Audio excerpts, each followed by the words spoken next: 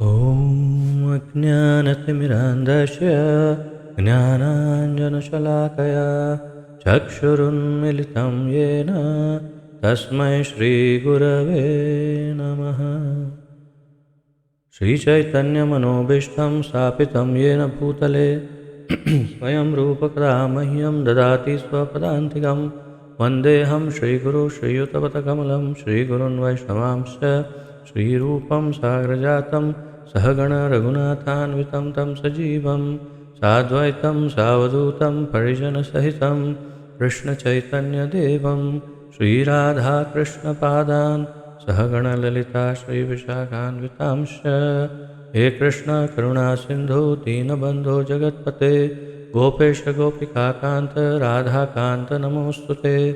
तप्त कांचन गौरांगी राधे वृंदावनेश्वरी वृषभानुसुते देवी प्रणमामि हरिप्रिये। वाञ्छाकल्पतरुभ्यश्च कृपा सिन्धुभ्य एव च पतितानां पावनेभ्यो वैष्णवेभ्यो नमो नमः। अनंतकोटि वैष्णववृंद की जय। नारायणं नमस्कृत्य नरं चैव नरोत्तमं देवीं सरस्वतीं व्यासं ततो जयमुदीरयेत्। शृण्वतां स्वकथा कृष्ण पुण्यश्रवणकीर्तनः हृद्यन्तस्थो यपत्राणि विद्युनोति सुहृत्सतां। नष्टप्रायेषु अभद्रेषु नित्यं भागवतसेवया भगवति उत्तमश्लोके भक्तिर्भवति नैष्टिकी। ॐ नमो भगवते वासुदेवाय। ॐ नमो भगवते वासुदेवाय। ॐ नमो भगवते वासुदेवाय। नमः ॐ विष्णुपादाय कृष्णप्रेष्ठाय भूतले श्रीमते जयपताका स्वामिन् इति नामिने। नमो आचार्यपादाय निताय कृपाप्रदायने गौरकथाधामदाय नगरग्रामतारिणे। नमः ॐ विष्णुपादाय कृष्णप्रेष्ठाय भूतले श्रीमते भक्तिवेदांत स्वामिन् इति नामिने। नमस्ते सारस्वते देवे गौरवाणी प्रचारिणे निर्विशेषशून्यवादी पाश्चात्यदेशतारिणे। जय श्री कृष्ण चैतन्य प्रभु नित्यानंद श्री अद्वैत गदाधर श्रीवासादि गौरभक्तवृंद। हरे कृष्ण कृष्ण कृष्ण हरे हरे हरे राम राम राम हरे हरे। हरे कृष्ण कृष्ण कृष्ण हरे हरे हरे राम राम राम हरे हरे। हरे कृष्ण कृष्ण कृष्ण हरे हरे हरे राम राम राम हरे हरे।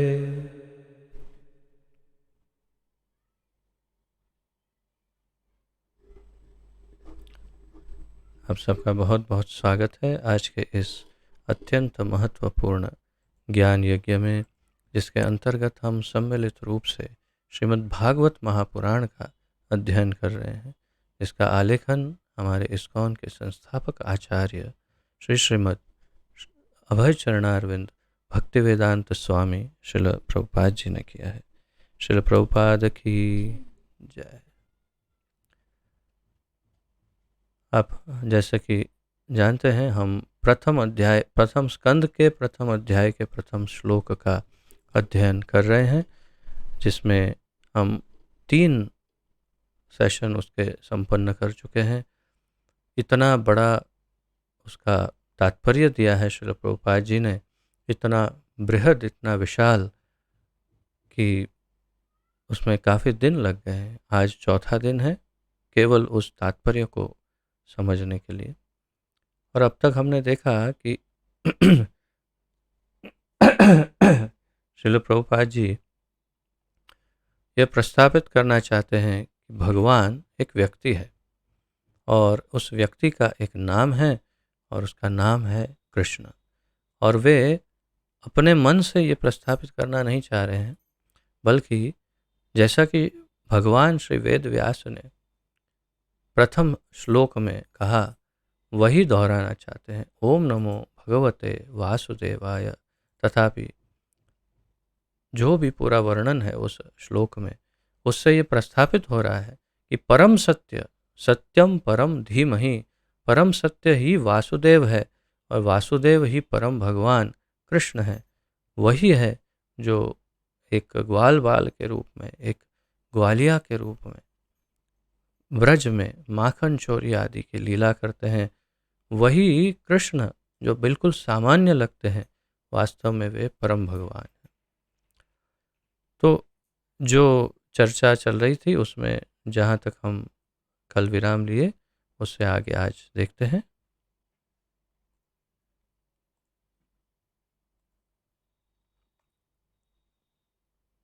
सब स्क्रीन देख पा रहे हैं?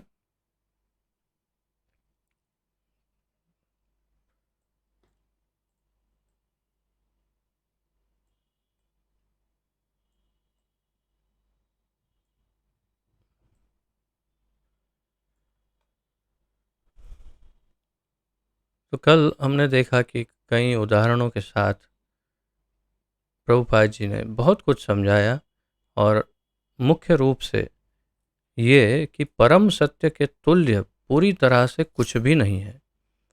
भगवान मत्तः परतरम नान्यत किंचिद अस्ति धनंजय, भगवत गीता में जैसे भगवान बताते हैं कि उनके तुल्य, उनके समान और कुछ नहीं है, तथा वे संपूर्ण स्वतंत्र भी है, किंतु साथ ही परम सत्य से स्वतंत्र भी कुछ नहीं है। वे स्वयं संपूर्ण स्वतंत्र है, वो किसी पर भी निर्भर नहीं है, लेकिन सब कुछ, अन्य सब कुछ और सब कोई उन पर पूरी तरह से निर्भर है। उन पर हर एक वस्तु, सब कुछ, जैसे भगवान भगवत गीता में कहते हैं, मयि सर्वम इदम प्रोतम सूत्रे मणिगणा इव, मेरे अंदर ही सब कुछ एक सूत्र में जैसे मोती पिरोए हुए होते हैं, वैसे ही संपूर्ण सृष्टि, सारे देवी देवता तथा संपूर्ण सृष्टि, सब कुछ मेरे अंदर ही समाहित है। और अन्य स्थान पर यह भी कहते हैं, मत स्थानी सर्वभूतानि न चाहम तेषु अवस्थितः, तो मेरे अंदर ही मत स्थानी सर्वभूतानि, मेरे अंदर सब कुछ निवास करता है, भगवान कहते हैं। तात्पर्य यह है कि यहाँ प्रभुपाद जी इस बात को स्थापित करना चाहते हैं, क्योंकि अपने मन से नहीं, क्योंकि इस बात को भगवान वेद व्यास स्थापित कर रहे हैं। तो यहाँ बताया आगे, संपूर्ण ब्रह्मांड के शिल्पी ब्रह्मा से लेकर एक नगण्य चींटी तक सारे बद्ध जीव सृजन का कार्य करते हैं, किंतु इनमें से कोई भी परमेश्वर से स्वतंत्र नहीं है।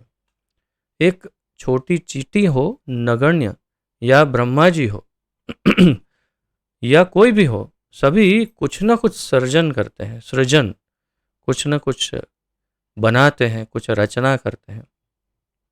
आप भी अवश्य कुछ न कुछ तो रचना करते ही होंगे, सभी कोई कुछ न कुछ रचते हैं, लेकिन कोई भी भगवान से स्वतंत्र नहीं है। ब्रह्मा जी जानते हैं कि वे जो कुछ कर रहे हैं सिर्फ संपूर्ण रूप से भगवान की शक्ति के आधार पर कर रहे हैं, और चींटी कुछ भी नहीं जानती, इसलिए उसको अहंकार ही नहीं कि मैंने बनाया। सिर्फ रह गए जो मनुष्य, हम जैसे तुच्छ जीव, वही हमेशा अहंकार की चादर ओढ़ करके घूमते रहते हैं, अरे मैंने किया है भाई, और सबका ध्यान आए हम पर कि देखो इसने क्या कर दिया है, वाह वाह, क्या, बस मैंने किया, मैंने किया, मैंने किया। इस बात को हम हमेशा, इसी बात के लिए हम जीवन जी रहे हैं, ऐसा कह सकते हैं, जबकि ये सत्य ही नहीं है। कल भी हमने इसकी चर्चा की थी। भगवान कहते हैं, मत्तः स्मृतिर ज्ञानम अपोनम च, मुझसे ज्ञान आता है, मुझी से तुम्हारी मेमोरी, तुम्हारी स्मरण शक्ति आती है, तो फिर तुम कैसे कह सकते हो बुद्धिम बुद्धिमताम हम। भगवान कहते हैं, बुद्धिमानों में बुद्धिमान, सबसे बुद्धिमान अगर कोई है तो मैं हूँ, और बुद्धिमानों की बुद्धि मैं हूँ, तो फिर हमारा है क्या? वास्तव कुछ नहीं है, ब्रह्मा जी जानते हैं। ब्रह्मा जी क्लेम नहीं करते, सिक्का नहीं मारते कि ये मैंने बनाया, लेकिन हम इतने तुच्छ हैं, अज्ञानी हैं इतने, कि हम हर चीज पर अपना सिक्का जमाते हैं, मैंने बनाया। लेकिन हम भगवान पर निर्भर हैं, सब कुछ, सबके लिए। आप देखें, जैसे एक सामान्य बात करते हैं, मान लेते हैं कि अ, आप एक अलंकार बना रहे हैं, स्वर्णकार हैं आप, और आप एक सोने का गहना बना रहे हैं, अलंकार। तो ये कला आप बनाने के बाद किसी को दिखाते हैं, वो बोलता है क्या बात है, बहुत अच्छा बना है। बोले हाँ, अब क्या, बहुत सालों से कर रहे हैं और धीरे धीरे एक्सपर्ट हो गए हैं, और ये है वो। लेकिन अगर थोड़ा पीछे जाएंगे तो पता चलेगा कि ये ज्ञान कहाँ से मिला। किसी ने आपको ट्रेनिंग दी, फिर आपने यूट्यूब में वीडियो देखे, या तो आपने किसी से प्रशिक्षण लिया, किसी का कोई करता था उसको देख देख के सीखे, या तो कुछ ना कुछ, या तो बुक में पढ़ा, या तो डिज़ाइन देख के, कुछ करके धीरे धीरे धीरे धीरे धीरे धीरे आप 10 15 20 साल पहले, 25 साल पहले क्या जानते थे? हाथ में सोना कैसे पकड़ते हैं वो ही नहीं जानते थे, तो फिर ये बनाना तो दूर की बात है। तो हम कभी ये नहीं कह सकते कि ये हमने किया। हम अगर हमने किया तो पहले से जानते होने चाहिए, लेकिन हम पहले से तो कुछ भी नहीं जानते। हम ये भाषा जो बोल रहे हैं वो पहले से नहीं जानते। इसे मातृभाषा क्यों कहते हैं? माँ ने सिखाई, माँ बोलती थी, सुन सुन कर सीख गए। और जो हम ज्ञान की बड़ी बड़ी बड़ी डींगे मारते हैं, कहाँ से लाए ये ज्ञान? ये सारा ज्ञान या तो सुना हुआ है, या देखा, कहीं से ग्रहण किया, या पढ़ा हुआ, या बस अन्यों से निकाल निकाल कर जो नोच नोच करके ले लिया, उसे हम अपना बना लिया और सिक्का मार दिया। मैं हूँ ज्ञानी, मैं हूँ बुद्धिमान, मैं ही हूँ परम। तो थोड़ा सोचिए कि कहीं पर भी सिक्का मारने जैसा कुछ नहीं है हमारा, क्योंकि वास्तव में सब कुछ हमने ग्रहण किया हुआ है, कैप्चर किया है बाहर से, और धीरे धीरे धीरे अपना बना लिया। हम किसी रावण से कम नहीं। रावण ने माता सीता को का हरण किया और अपना बनाना चाहा, लेकिन भगवान ने बता दिया उसे कि तेरी नहीं हो सकती, तेरा कुछ भी नहीं हो सकता है, छीन लिया। वैसे ही भगवान या तो प्रेम से समझा सकते हैं, या फिर छीन के ले लेंगे अपना, क्योंकि वो तो उनका ही है। मृत्यु सर्वहरश्चाहम, भगवान कहते हैं भगवत गीता में, मृत्यु बनकर मैं आऊंगा और सब कुछ ऐसे छीन कर ले जाऊंगा। फिर फिर बोलना मेरा सिक्का, अरे सिक्का था मेरा, कहाँ गया? कुछ भी नहीं। लेकिन हरण करना यह हमारी आदत है। हम सब कुछ लेते हैं, हरण कर लेते हैं, और फिर अपना सिक्का लगा के रख लेते हैं कि नहीं, ये तो मेरा है, ये तो मेरा है। और भगवान जानते हैं कैसे निकालना। अगर हम सुधर जाएंगे तो बहुत अच्छा है, अन्यथा फिर बहुत भारी पड़ सकता है। भौतिकवादी व्यक्ति व्यर्थ ही सोचता है कि उसके अतिरिक्त कोई अन्य सृष्टा नहीं है। यही हमारा प्रॉब्लम ही यही है। भौतिकवादी व्यक्ति यही सोचता है कि मैं ही तो रचनाकार हूँ, मैं ही तो सब बना रहा हूँ, और कौन है दूसरा सृष्टा? कौन हो सकता है? मैं ही तो हो सकता हूँ। यह माया या भ्रम कहलाता है। अब माया देवी का ये कितनी माया, कितनी प्रबल है, वो ऐसे भ्रमित करती है, ये मनवा लेती है कि नहीं, ये तुम ना, बस तुम ही हो, तुम ही स्वामी, तुम ही नाथ, तुम ही भगवान हो, और कोई नहीं है। अल्पज्ञान के कारण भौतिकवादी अपनी अपूर्ण इंद्रियों के परे देख नहीं पाता, और इस प्रकार से वह सोचता है कि पदार्थ किसी श्रेष्ठ बुद्धि के बिना ही स्वतः आकार ग्रहण करता है, और फिर अपनी अल्प बुद्धि का प्रदर्शन करता है। ऐसा मनुष्य अपनी बुद्धिहीनता का प्रदर्शन क्या कहता है, अल्प बुद्धि या अल्प ज्ञान के कारण भौतिकवादी अपनी अपूर्ण इंद्रिय के परे देख नहीं पाता।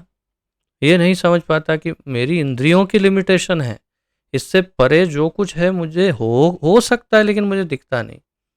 इतना बुद्धिहीन है कि हवा देख नहीं सकता, लेकिन अब टेस्ट हो गई, ये पता चल गया कि हवा होती है, इसलिए मानता है। लेकिन आत्मा को नहीं मानता, क्यों? टेस्ट नहीं हुई। और परमात्मा को नहीं मानता, क्यों? टेस्ट नहीं हुई। टेस्ट हो जाएगा, लेबोरेटरी में सिद्ध हो जाएगा तो मानेंगे कि आत्मा भी है, परमात्मा भी है। ये है बुद्धिहीनता की पराकाष्ठा, की इंद्रियों से परे कुछ है ही नहीं सत्य, ऐसा मानता है। वही बिल्कुल उदाहरण जो स्कूल में पढ़ाते हैं, जो 5 या 6 अंधे जो एक हाथी को छूते हैं और फिर उनको बताया जाता, बोलो बोलो ये क्या है, क्या है, बताओ बताओ। तो प्रथम अंध व्यक्ति सूंड को पकड़ के बोलता, ओ ये तो बहुत बड़ा कोई पाइप लग रहा है। एक पूंछ पकड़ के बोलता, अरे कितनी मोटी रस्सी है देखो। एक ने पैर पकड़ा, बोलता, अरे कितना बड़ा पिलर है, ये तो स्तंभ है। कौन समझाए इनको हाथी क्या है, कैसे दिखाएं भाई। फिर कोई कहता है, अरे भैया ये सारे, ये देखो, इधर इधर ये पाइप, पीछे रस्सी, इधर स्तंभ, इधर ये सब मिला जुला करके एक वस्तु बनती है और उसे हाथी कहते हैं। अच्छा ऐसा है, बस अगली बार ध्यान रखें। लेकिन बिल्कुल वैसी ही दशा या दुर्दशा इन भौतिकवादियों की, हम भौतिकवादी, हम तो अब खैर बाहर निकल रहे हैं उसमें से, परंतु अल्पज्ञानी भौतिकवादी, विशेष रूप से वैज्ञानिक या विज्ञान को मानने वालों की यही परम करुणामय दशा है कि वो अपनी बुद्धि से परे सोचना ही नहीं जानते। इतना मिथ्या अहंकार, सोचते हैं कि मुझे तो सब पता है, MBA मने बद्दू आवड़े, जैसे गुजराती में कहते हैं। MBA, जिसको देखो सब MBA घूम रहे, मने बद्दू आवड़े, यानी मुझे सब आता है, मुझे सब आता है, मुझे सब मालूम है, मुझसे, मैं पहले से ज्ञानी था, अभी भी हूँ और हमेशा ज्ञानी रहूंगा। ये दुर्दशा, इतनी भयानक दशा है पब्लिक की।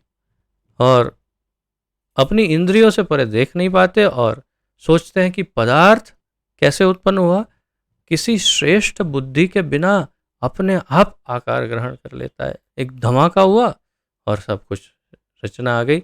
द बिग बैंग थियरी, आप सर्च करिए गूगल में, द बिग बैंग थियरी।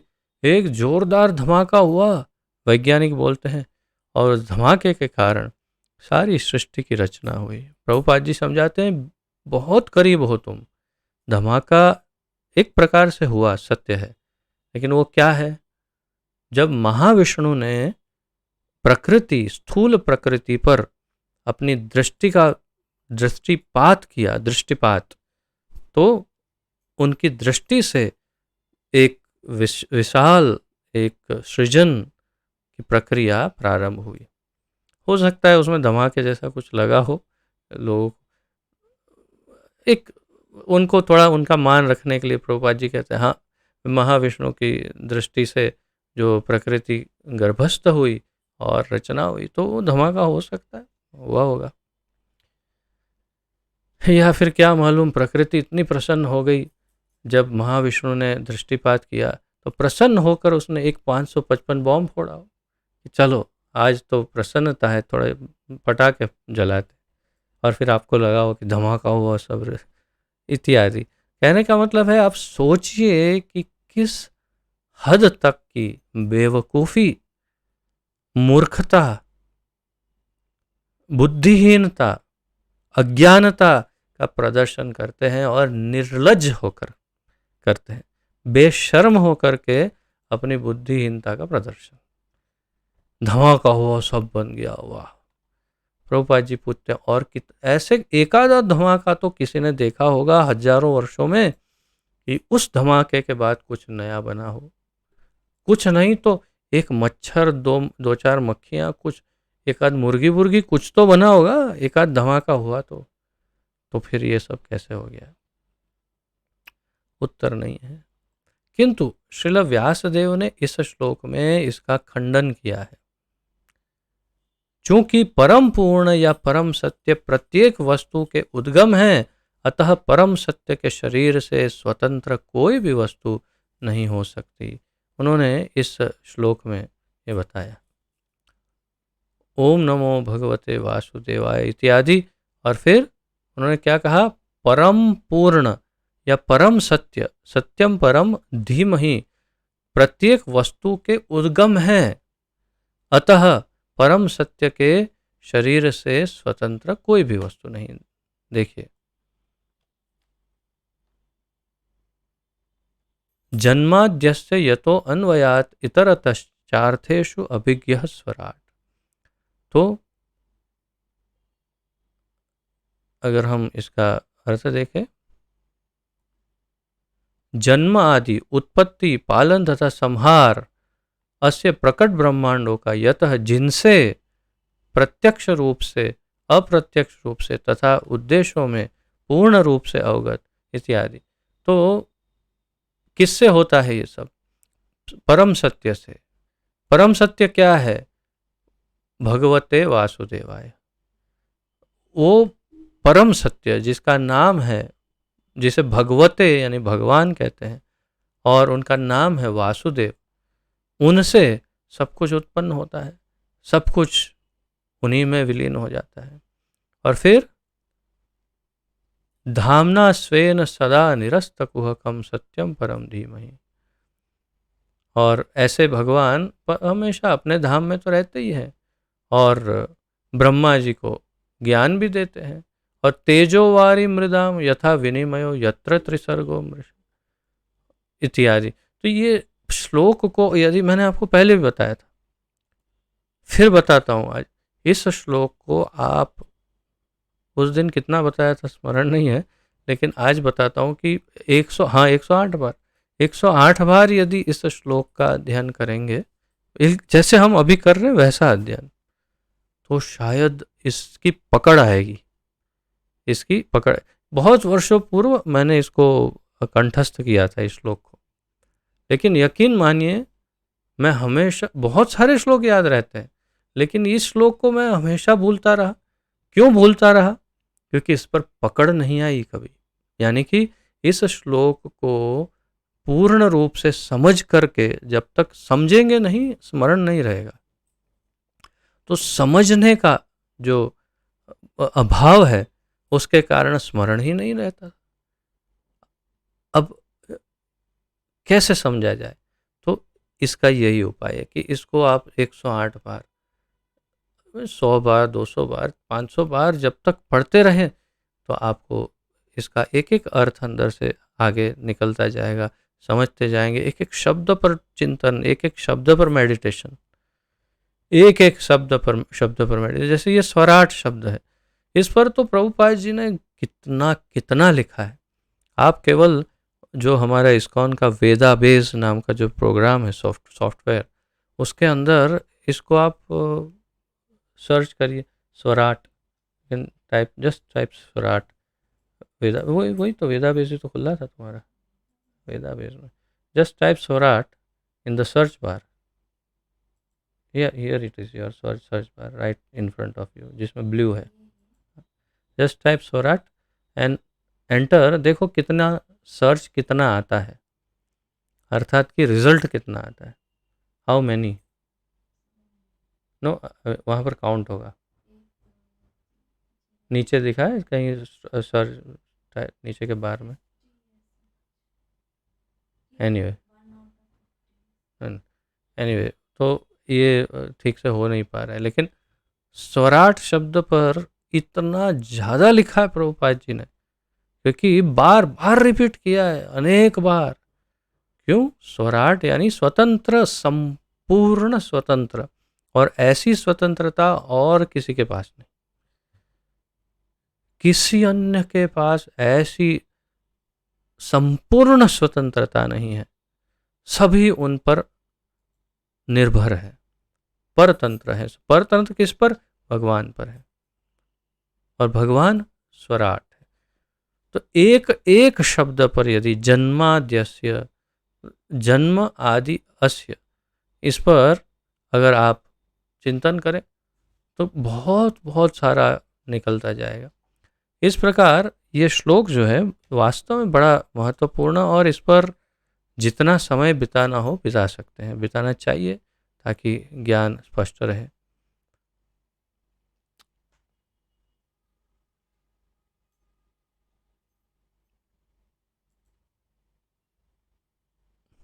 तो चूंकि परम पूर्ण या परम सत्य प्रत्येक वस्तु के उद्गम है, अतः परम सत्य के शरीर से स्वतंत्र कोई भी वस्तु नहीं हो सकती।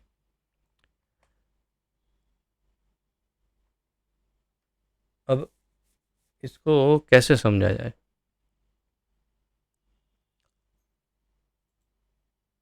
जैसे सूर्य,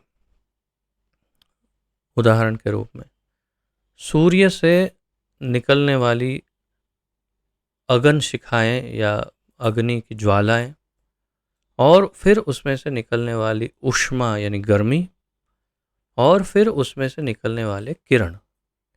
तो सूर्य के अंदर किरण है, गर्मी है, अग्नि शिखाएं, अग्नि की ज्वालाएं हैं, तथा स्वयं सूर्य है।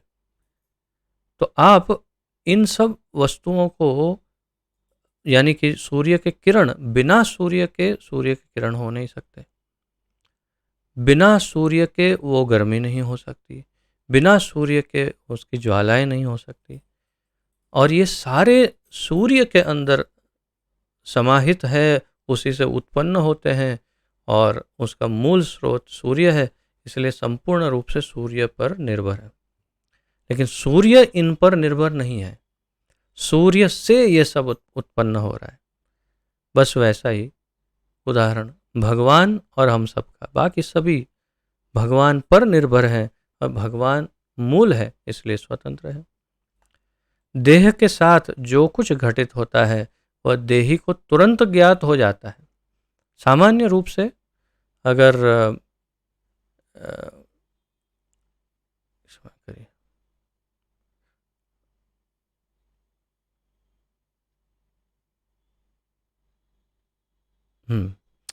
सामान्य रूप से यदि कोई शरीर में, हमारे शरीर में कुछ हो रहा है, जैसे मान लीजिए कि कुछ अंदर कोई कमी है, कोई रोग है, और कहीं किसी प्रकार से दर्द हो रहा है, तो जिसका शरीर है उसे संपूर्ण महसूस होता है दर्द। और डॉक्टर के पास जाते, डॉक्टर पूछते कहाँ दर्द हो रहा है, क्यों? मेरे शरीर में दर्द हो रहा है, तुम्हें पता नहीं चलना चाहिए? कैसे पता चलेगा? तुम्हारा शरीर है, मेरा शरीर अलग है, तुम्हारे शरीर में कहाँ दर्द हो रहा है मुझे कैसे पता चलेगा?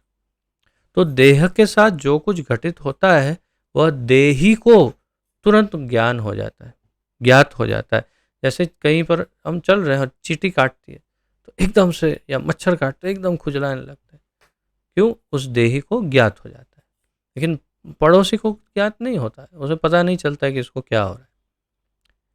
इसी प्रकार यह सृष्टि उस परम पूर्ण का शरीर है, यह सृष्टि उस परम पुरुष या परम पूर्ण का शरीर है। अतः इस सृष्टि में जो कुछ घटित होता है उसे वे प्रत्यक्ष एवं अप्रत्यक्ष रूप से जानते हैं। कितना सुंदर समझा है। जैसे शरीर में मच्छर काटता है और शरीरधारी को पता चलता है, वैसे संपूर्ण सृष्टि उनके शरीर में है, भगवान के अंदर सब कुछ समाया हुआ है। भगवान कहते हैं ना, कल्पक्षय पुनस्तानि कल्पादौ विसृजामि अहम। और कल्प का क्षय जब हो जाता है तब सब कुछ मेरे अंदर समा जाता है, और कल्प की शुरुआत होती है, नए ब्रह्मा आते हैं, तब सब कुछ सृजन करके मैं वहाँ पर वापस रख देता हूँ। तो उनके शरीर में सब कुछ, हम ब्रह्म संहिता के अध्ययन में भी हमने देखा कि सब कुछ भगवान महाविष्णु के शरीर में प्रविष्ट हो जाता है। सारे ब्रह्मांड, एक एक ब्रह्मांड भगवान महाविष्णु कारणोदक्षाई विष्णु के रोमकूप में, एक एक छिद्र में, शरीर के एक एक छिद्र में प्रविष्ट हो जाता है। जब वे सांस लेते हैं, जब सांस छोड़ते हैं, तो एक छिद्र से एक ब्रह्मांड निकलता है, उसमें ब्रह्मा जी प्रकट होते हैं। पहले तो उसमें गर्भोदक्षाई विष्णु प्रविष्ट होते हैं, फिर लेटते हैं, उसमें ब्रह्मा जी प्रकट होते हैं, फिर उनको आदेश देते हैं कि आप सृजन करिए। फिर ब्रह्मा जी 100 वर्ष तक वे सृजन कार्य चलाते रहते हैं। गर्भोदक्षाई विष्णु परमात्मा रूप में, क्षीरोदक्षाई विष्णु कण कण में भगवान के रूप में इत्यादि सब जगह सब संभालते हैं। और फिर 100 वर्ष पूरे हो जाते हैं ब्रह्मा जी के, पूरे ब्रह्मांड का नाश होता है और तब तक महाविष्णु फिर सांस अंदर लेते हैं, वो ब्रह्मांड उनके छिद्र में चला जाता है और सारे जीव भी उनके शरीर में चले जाते हैं। ये प्रक्रिया समझाइए ब्रह्म संहिता में। तो सब कुछ जिसके शरीर का भाग हो उसे पता नहीं चलेगा कि क्या चल रहा है, कहाँ पर चलेगा। सामान्य बुद्धि की बात है।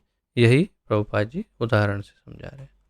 श्रुति मंत्र में यह भी कहा गया है कि परम पूर्ण या ब्रह्म समस्त वस्तुओं का चरम उद्गम है। श्रुति मंत्रों में क्या कहा गया है? परम पूर्ण या ब्रह्म समस्त वस्तुओं का चरम उद्गम है। सब कुछ ब्रह्म से उत्पन्न होता है। प्रत्येक वस्तु उन्हीं से उद्भूत है, उन्हीं के द्वारा पालित है और अंत में उन्हीं में प्रवेश कर जाती है। सब कुछ उनसे प्रकट होता है, उनके द्वारा पालन पोषण होता है और वही उसका नाश करके, जैसे भगवान ने कहा मृत्यु सर्वहरश्चाहम, सब नाश कर देते हैं भगवान और सब कुछ उनके अंदर प्रविष्ट हो जाता है। यही प्रकृति का नियम है, प्रकृति का ऐसा नियम है। स्मृति मंत्र में इसी की पुष्टि की गई है। यह कहा गया है कि ब्रह्मा के कल्प के प्रारंभ में जिस उद्गम से सारी वस्तुएं उद्भूत होती हैं और अंततः जिस आगार में वे प्रवेश करती हैं, वह परम सत्य या ब्रह्मा है। ब्रह्मा नहीं, ब्रह्म है। तो या पर ब्रह्म, जिसे हम पर ब्रह्म कहते हैं, जिसे सामान्य रूप से ब्रह्म कहते हैं या परम सत्य कहते हैं या परम भगवान कहते हैं, उनकी बात। स्मृति मंत्रों में क्या कहा गया कि ब्रह्मा के कल्प के प्रारंभ में, यानी ब्रह्मा जी जब प्रकट होते हैं, सब शुरू करते हैं कार्य, उसके उद्गम से सारी वस्तु उद्भूत होती है, सब उत्पन्न होता है। अंततः जिस आगार में वे प्रवेश करती है, वह परम सत्य या ब्रह्म है। यानी जैसे अभी हमने बताया, सब ब्रह्म में लीन हो जाता है, ब्रह्मलीन। भौतिक विज्ञानी यह मानकर चलते हैं कि ग्रह मंडल का उद्गम सूर्य है। भौतिक विज्ञानी मानते हैं सूर्य सबका मूल है, किंतु वे सूर्य का उद्गम नहीं बता पाते। उनको पूछो सूर्य कहाँ से आए, वो नहीं जानते, धमाके से। यहाँ पर इस चरम उद्गम की व्याख्या की गई है। तो श्रीमद् भागवत में ये व्याख्या की गई है कि सब कुछ कहाँ से आता है। वैदिक वांग्मय, अब ये शब्द जो है ना वांग्मय, वांग्मय का अर्थ है वाक्मय। वाक्मय, वाक यानी शब्द और मय यानी शब्दमय, यानी जैसे शास्त्र है तो उसे वांग्मय कह सकते हैं हम। श्रुतियाँ, शास्त्र, वेद आदि उनको वांग्मय कहते हैं, यानी शब्द का रूप, उसका शब्द रूप, वेदों का शब्द रूप। तो वैदिक वांग्मय यानी कि ग्रंथों में उनके अनुसार ब्रह्मा जो सूर्य के तुल्य माने जा सकते हैं, परम सृष्टा नहीं है। तो एक प्रकार से सूर्य से तुलना हो सकती है उनकी। क्यों? सब कुछ ब्रह्मा ने बनाया, लेकिन ब्रह्मा जी को भगवान ने बनाया। तो सारे सौर मंडल को सूर्य से उत्पन्न हुआ ऐसा मानते हैं। तो सूर्य को किसने बनाया? सूर्य को किसी ने बनाया, ब्रह्मा जी ने बनाया। तो इस प्रकार इस श्लोक में कहा गया है कि ब्रह्मा को वैदिक ज्ञान भगवान के द्वारा प्रदान किया गया। कैसे? तेने ब्रह्म हृदय आदि कवये। ब्रह्म हृदय, तेने ब्रह्म हृदय आदि कवये। तो हमने उसका अर्थ समझ लिया पहले, इसलिए रिपीट नहीं करेंगे। कोई चाहे तो यह तर्क कर सकता है कि प्रथम जीव होने के नाते ब्रह्मा को प्रेरित नहीं किया जा सकता था, क्योंकि उस समय कोई दूसरा व्यक्ति जीवित न था।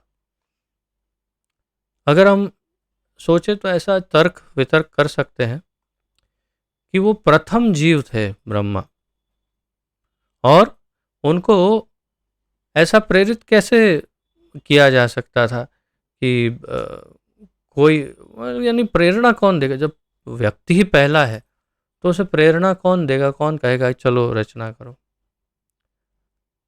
तो यहाँ पर यह कहा गया है कि परमेश्वर, यहाँ पर यह कहा गया है कि परमेश्वर ने गौण सृष्टा, गौण यानी तुच्छ, यानी जिसकी गणना नहीं हो सकती, गिनती नहीं करेंगे तो चल जाएगा, एक आध ब्रह्मा नहीं गिनेंगे तो कोई फर्क नहीं पड़ेगा, ऐसा यानी गौण। तो ऐसे गौण सृष्टा और रचना किया तो क्या ज़्यादा, वो तो भगवान ऐसे आँख पलक झुकाएंगे तो सब रचना हो जाएगी। ये तो ब्रह्मा जी को कार्य दे रहे हैं, एम्प्लॉयमेंट, कि आइए चलो आप भी कुछ करो, लो आप बनाओ, सब ये सब बनाओ। तो परमेश्वर ने गौण सृष्टा ब्रह्मा को प्रेरित किया जिससे वे सृजन कार्य कर सके। ये शब्द गौण यहाँ पर बड़ा विशिष्ट है। हाँ, इनसिग्निफिकेंट लिखा है, क्या लिखा है प्रभुपाद ने? सेकेंडरी। ओह अच्छा, I don't know how Hindi secondary. Oh अच्छा, इंग्लिश में तो प्रभुपाद जी ने खैर गौण शब्द का अर्थ ऐसा नहीं किया है, यानी गौण नहीं लिखा है। यहाँ पर पता नहीं अनुवादक ने गौण क्यों लिखा। तो खैर प्रभुपाद जी ने जो कहना चाहा उसमें उसका, हाँ, सेकेंडरी शब्द का ऐसे अर्थ देखने जाए तो एक के बाद दूसरा ऐसे होता है, लेकिन सेकेंडरी का ऐसे भी अर्थ होता है कि जो प्रमुख ना हो, यानी जिसका महत्व इतना ना हो जितना प्रथम सृष्टा का होता है, यानी not so important like that. तो यहाँ पर यह कहा गया है कि परमेश्वर ने गौण सृष्टा ब्रह्मा को प्रेरित किया, उनको प्रेरणा दी जिससे वे सृजन कार्य कर सकें। अतः समस्त सृष्टि के पीछे जो परम बुद्धि कार्य करती है वह परब्रह्म श्री कृष्ण है। तो समस्त सृष्टि के पीछे परम बुद्धि कौन सी कार्य करती है? इसको इसने बनाया, इसको इसने बनाया, इसको इसने बनाया। उसको किसने बनाया? कृष्ण ने। कृष्ण को किसने बनाया? किसी ने नहीं। हमेशा थे, हैं और रहेंगे। अहम एवा समेवा अग्रे। वही वो श्लोक जो है वो आप पहले भी मैं आपको बता चुका हूँ। श्रीमद् भागवत में जो चतुश्लोकी जिसे कहते हैं, चतुश्लोकी अर्थात ये वो 4 श्लोक हैं जो नारायण ने ब्रह्मा जी को दिए, और उस ज्ञान को भागवत के 18,000 श्लोकों में विकसित किया गया। तो उन्होंने, भगवान ने जो चतुश्लोकी में पहले श्लोक में बताया, कहा अहम एवासम एवाग्रे नान्यद यद सद असत परम पश्चाद अहम यदे तच्च यो वशिष्येत सोस्म्य हम। इसका अर्थ आप देखिए, श्रीमद् भागवत के दूसरे स्कंद के दूसरे स्कंद के 9वें अध्याय के 33वें श्लोक 2.9.33, इससे आगे आप देखेंगे तो 34, 35, 36, ये 4 श्लोक, ये चतुश्लोकी है जो संपूर्ण भागवत जिसमें से उत्पन्न हुआ, उसका रूट, उसका मूल वहाँ है 2.9.33, दूसरे स्कंद के 9वें अध्याय के 33वें श्लोक से। तो अहम एवासम एवाग्रे, यानी कि समय से पहले सब कुछ, ये सब कुछ जब था उससे पहले मैं था, भगवान ने कहा। और पश्चात अहम पश्चात अहम, तो उसके बाद कौन रहेगा? उसके पश्चात भी मैं ही रहूँगा। पश्चात अहम यदे तच्च यो वशिष्यत सोऽस्म्यहम्, बाद में जो रह जाएगा, सब कुछ नष्ट हो जाएगा जब, तो भी वो मैं ही हूँ, भगवान कहते हैं। तो अर्थात वे परम बुद्धि है जो सबके पीछे का बल मूल है। भगवत गीता में भगवान श्री कृष्ण कहते हैं कि वे ही पदार्थ की समग्रता को गठित करने वाली सृजन शक्ति यानी प्रकृति का निरीक्षण करते हैं। भगवत गीता में भगवान क्या कहते हैं? पदार्थ की समग्रता को गठित करने वाली सृजन शक्ति, यानी कि एक, जैसे एक मिट्टी का ढेर पड़ा है अब, और पानी है थोड़ा आपके पास, तो पानी मिट्टी में डालो, उसमें से घोल बनाओ, घोल में से एक गोला बनाओ, गोले में से आकार दे करके एक सुंदर मूर्ति निर्माण करो। तो उस मिट्टी के ढेर में से मूर्ति बनाने वाला मूर्तिकार है। अर्थात भगवत गीता में भगवान कहते हैं कि पदार्थ की समग्रता को गठित करने वाली सृजन शक्ति यानी प्रकृति का निरीक्षण वे स्वयं करते हैं। मय्याध्यक्षेण प्रकृति सूयते सचराचरम हेतु नानेन कौन्तेय जगद्वी परिवर्तते।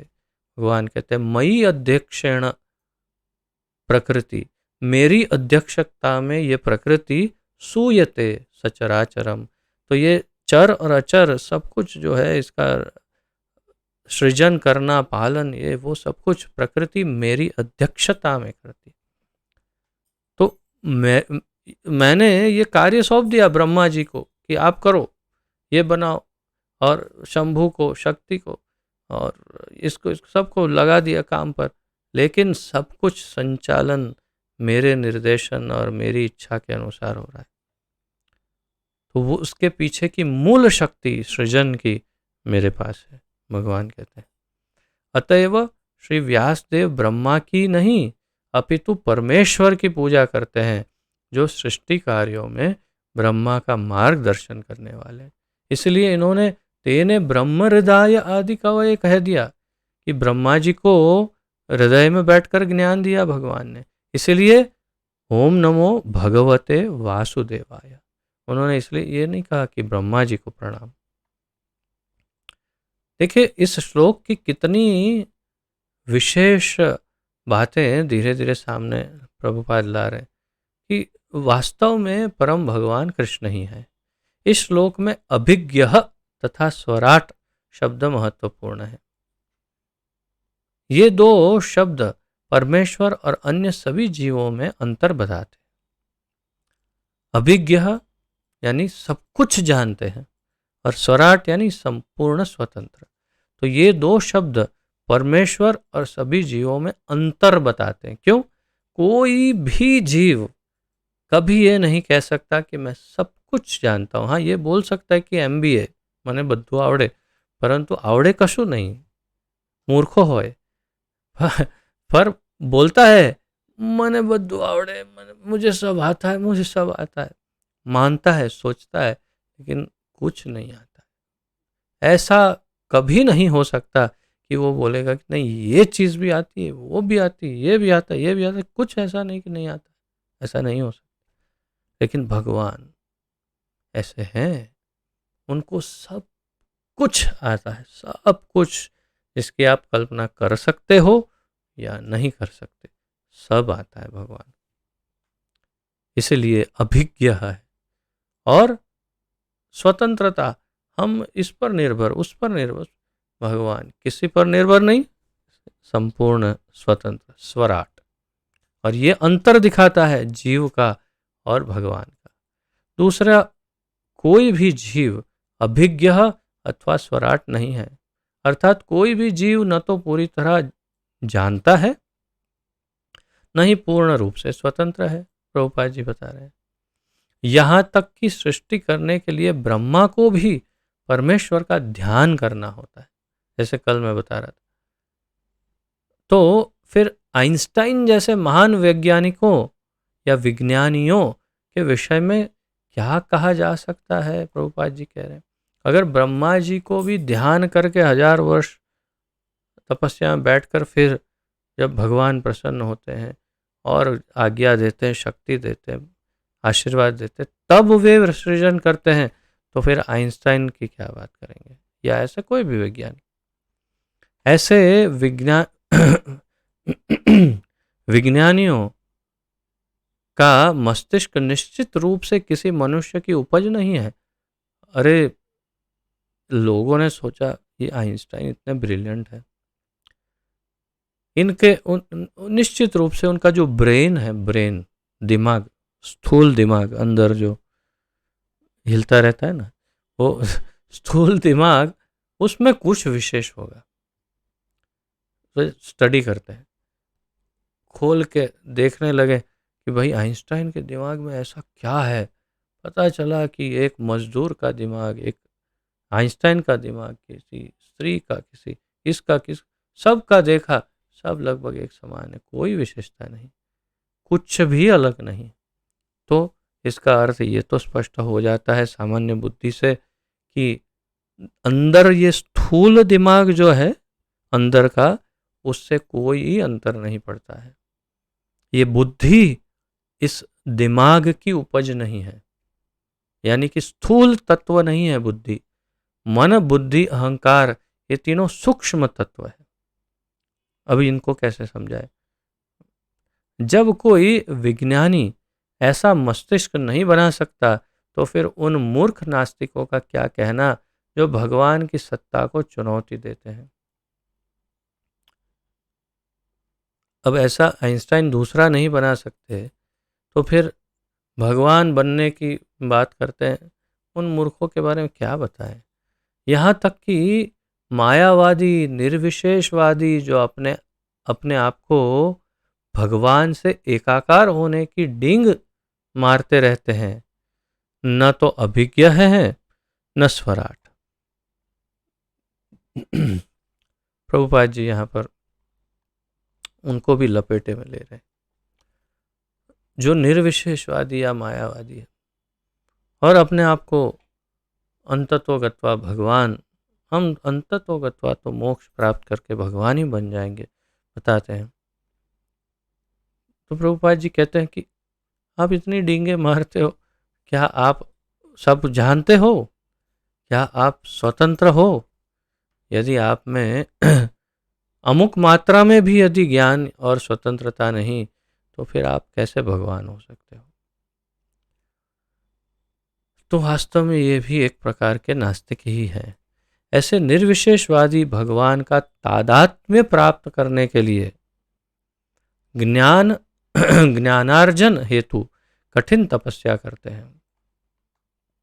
भगवान के साथ एकता, यानी भगवान बनने के लिए जबरदस्त तप करते हैं। जैसे हिरण्यकशिपु, हिरणाक्ष, रावण, कुंभकर्ण आदि, ये सब जबरदस्त तपस्या करके भगवान बनना चाहते हैं, किंतु अंततः वे किसी ऐसे धनी शिष्य पर आश्रित हो जाते हैं जो मठ तथा मंदिर बनवाने के लिए उन्हें धन प्रदान करता है।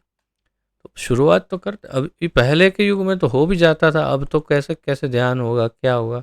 इसलिए थोड़ा समय तो एक्टिंग करेंगे, फिर धीरे धीरे धीरे कोई ऐसा चेला पकड़े, आ जा बेटा, आज थोड़ा सा धन दे मेरे को, एक अच्छा आश्रम बना दे, एक आध दो गाड़ियाँ छोड़ दे इधर, और थोड़ी सेविकाएं रख दे, और बस फिर अपना काम चलता रहेगा। और क्या करेगा, भगवान तो बन सकता नहीं है। तो ऐसे तो बहुत मिल जाएंगे आपको कलयुग में, ढेरों, हर गली में एक मिल सकता है। रावण या हिरण्यकशिपु जैसे नास्तिकों को भगवान की सत्ता का विरोध करने के पूर्व कठिन तपस्या करनी पड़ी, किंतु अंत में वे असहाय बन गए, और जब भगवान क्रूर मृत्यु के रूप में उनके समक्ष प्रकट हुए, तो वे अपने आप को बचा नहीं पाए। वही मृत्यु सर्वहरश्याहम, मृत्यु बन के आ गए भगवान, मैं मृत्यु हूं, और मृत्यु बनकर सामने खड़े हुए भगवान। तो रावण इत्यादि सारे ढेर हो गए, सब बिल्कुल लाचार हो गए, असहाय बन गए। लिखा है ना, अंत में वे असहाय बन गए जब भगवान मृत्यु बनकर आए। वो भी कैसे? क्रूर मृत्यु बनकर आए भगवान। अब दया नहीं करूंगा बनकर आ गए मृत्यु। तब शरण ले ली इन लोगों ने। यही हाल उन आधुनिक नास्तिकों का है, प्रभुपाद जी कह रहे हैं, जो भगवान की सत्ता की अवमानना करते हैं। अब इन नास्तिकों का यही हाल है या तो होने वाला है। ऐसे नास्तिकों को वैसा ही दंड मिलेगा, प्रभुपाद जी कह रहे हैं, क्योंकि इतिहास की पुनरावृत्ति होती है। हिस्ट्री रिपीट्स इटसेल्फ, इंग्लिश में कहते हैं, यानी इतिहास अपने आप को पुनरावृत्त करता रहता है। इतिहास में जो हुआ वो फिर होता है। तो नास्तिकों को पहले दंड मिला, अब आज के नास्तिकों को भी दंड मिलेगा, मिलना तो है ही। जब जब लोग ईश्वर की सत्ता की उपेक्षा करते हैं, तब तक प्रकृति तथा उसके नियम उन्हें दंड देते हैं। जब जब लोग ईश्वर की सत्ता की उपेक्षा कर देते हैं, तो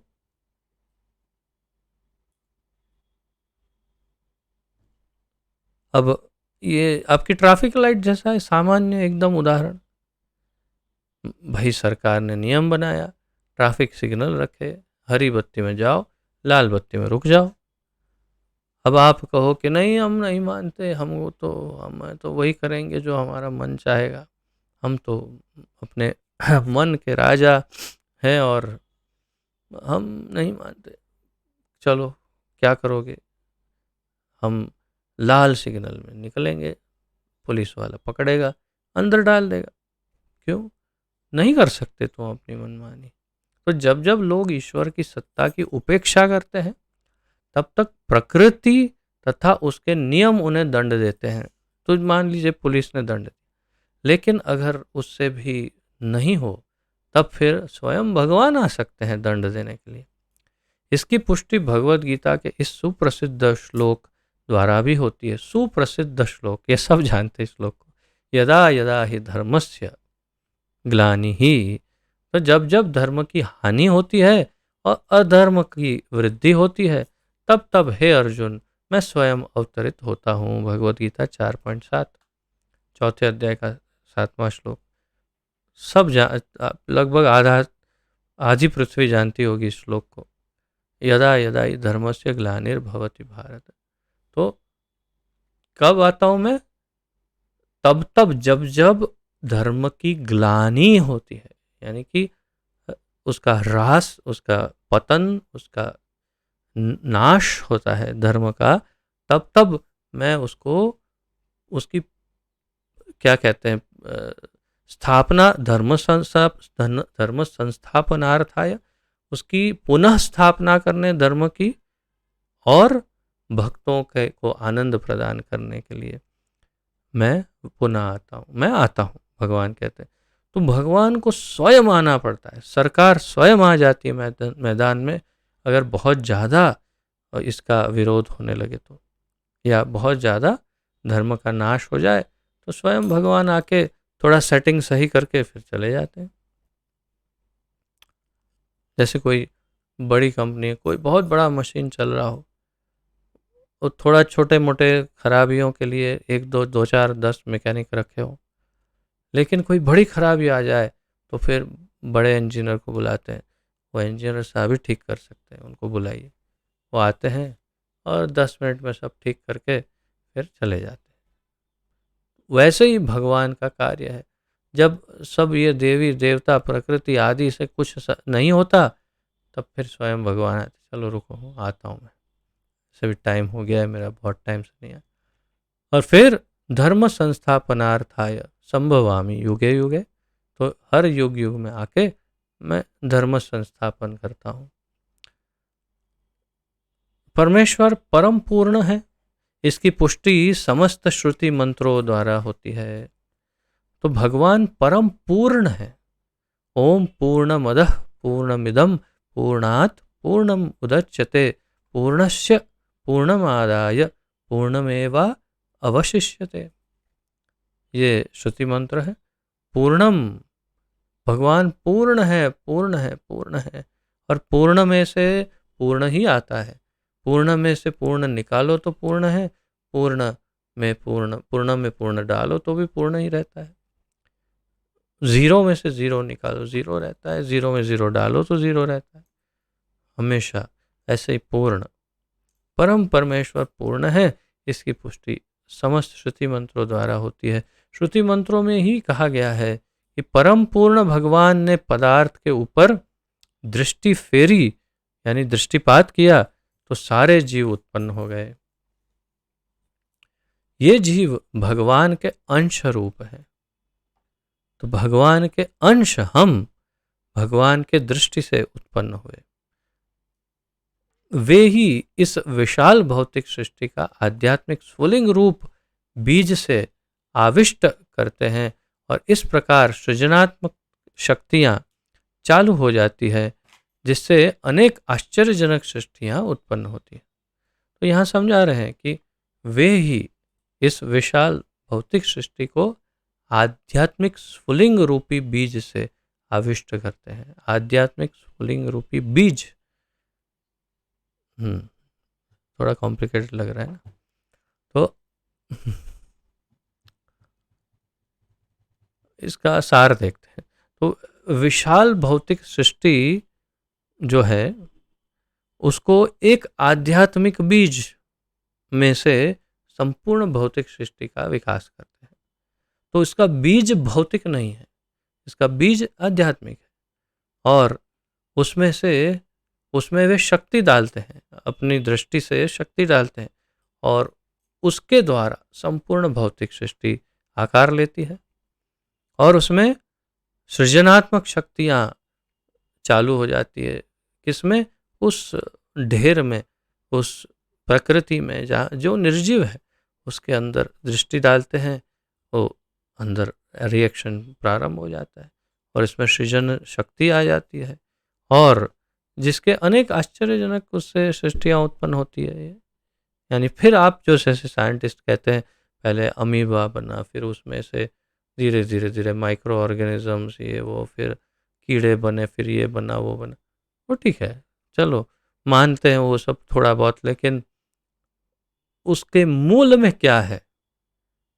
उसके मूल में भगवान की दृष्टि है, जिससे वो शक्ति मिली प्रकृति को कि ये सृजन शक्ति प्रारंभ हो। वो रिएक्शन स्टार्ट करने का, या उसको इग्निशन, या उसको जलाकर प्रारंभ करने का, दीपक जलाने का कार्य भगवान करते हैं। नास्तिक यह तर्क कर सकते हैं कि ईश्वर घड़ी साज से अधिक पटु नहीं है, किंतु ईश्वर इससे अधिक पटु होते हैं, क्योंकि वे मशीन के नर तथा मादा दोनों रूपों को उत्पन्न कर सकते हैं। घड़ी साज यानी घड़ी बनाने वाला, या तो रिपेयर करना, बनाने वाला यानी जो घड़ी को बनाता है। अब घड़ी इतनी कॉम्प्लिकेटेड वस्तु है, इसके अंदर कैसे छोटे छोटे छोटे पार्ट होते हैं, मशीन होती है वो।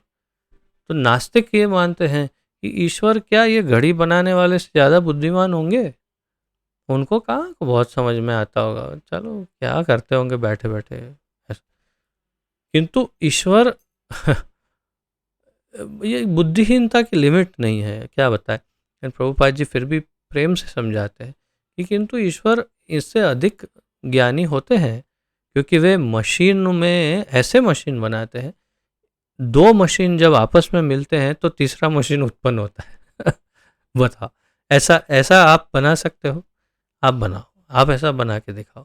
दो घड़ियां आपस में रखी हो तो थोड़ी देर में तीसरी घड़ी आ जाए, और फिर वो भी रोए वाया वाया वाया कर। संभव नहीं है ना। लेकिन हमारी तो ऐसी मशीनें बनाते हैं भगवान, दो मशीन साथ में आती है, तीसरी मशीन उत्पन्न हो जाती है उसमें, और सारी मशीनें इतनी इकट्ठा होकर मशीनों पे मशीन बनाते जाते हैं। ये होता है। तो नर और मादा दोनों रूपों को उत्पन्न कर सकते हैं, ऐसी मशीन भगवान बनाते। फिर ये विविध नर मादा मशीन ईश्वर के आदेश की प्रतीक्षा किए बिना अपनी जैसी असंख्य असंख्य मशीनें उत्पन्न करती जाती है और मशीन पर मशीन बनाते जाते हैं। यदि मनुष्य ऐसी मशीन का जोड़ा बना सके जो उसके उस अनदेखे ही अन्य मशीनें उत्पन्न कर सके, तब जाकर वह ईश्वर की बुद्धि के पास पहुंच सकता है। तो ऐसा बनाओ मशीन कि आप नहीं उसको देखने नहीं जाओगे, वो अपने आप 2 मशीन जाएगी, थोड़ी देर में तीसरी लेके आएंगे, अपने आप 3 हो जाएगी 2 में से। ऐसा मशीन आप बना के दिखाओ। भगवान ने बनाया है, किंतु ऐसा संभव नहीं है क्योंकि प्रत्येक मशीन पर अलग अलग कार्य करना होता है। अतः ईश्वर की तरह कोई भी व्यक्ति सृजन नहीं कर सकता।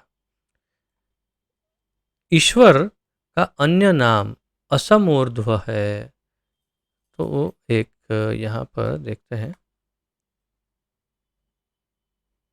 1 2, हाँ, और 2 पेजेस पूरे हैं।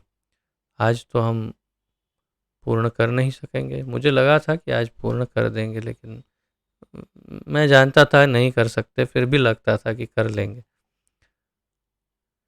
तो एक और दिन, 5वां दिन, प्रथम श्लोक में, और ईश्वर का नाम असमूर्ध्व, यहाँ से ये अलग थोड़ा विषय फिर और अलग समझाते हैं, तो इसलिए यहाँ से कल ले लेंगे और यहाँ तक आज विराम लेते हैं। अतः ईश्वर की तरह कोई भी व्यक्ति सृजन नहीं कर सकता, ये मूल है, सार है। यदि किसी का कोई प्रश्न हो, उत्कंठा, जिज्ञासा आदि प्रस्तुत कर सकते हैं, अन्यथा हम विराम लें।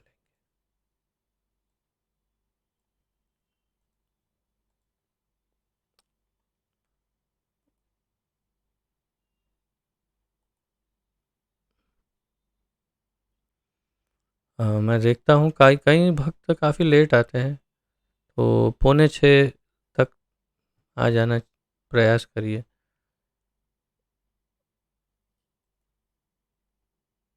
समय पर आएंगे तो इसमें कनेक्टिविटी बनी रहेगी। कई बार हमें बस ऐसा लगता है कि कभी भी बैठ के सुनेंगे तो समझ में आए, नहीं पहले से बैठिए तो अच्छा रहेगा। कोई प्रश्न नहीं? ओके, ठीक है, तो विराम लेते हैं। पतित पावन जगत गुरु श्रील प्रभुपाद की जय। पतित पावन गुरुदेव की जय। ग्रंथराज श्रीमद् भागवत महापुराण की जय। निताय गौर प्रेमानंदे हरि हरि बोल। वाञ्छाकल्पतरुभ्यश्च कृपा सिन्धुभ्येव च पतितानां पावनेभ्यो वैष्णवेभ्यो नमो नमः। आप सभी के चरणों में दंडवत प्रणाम। आप सबका बहुत बहुत धन्यवाद। हरे कृष्णा।